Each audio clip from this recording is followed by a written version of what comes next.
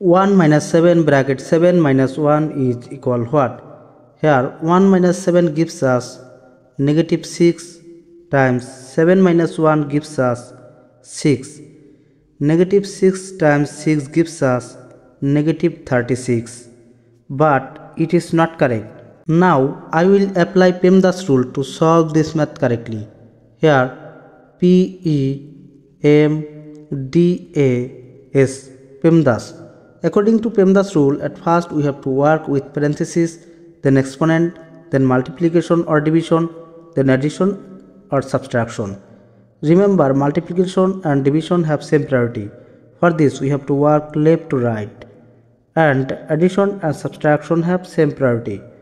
For this we have to work left to right also. Therefore at first we have to work with this parenthesis. Here this 1 minus 7 multiply this 7 minus 1 gives us 6. According to the order of operation, now I have to work with this multiplication.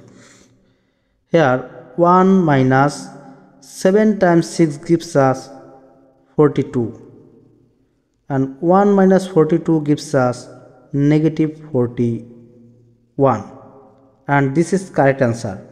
Thanks for watching the video. Please like, comment, share and subscribe.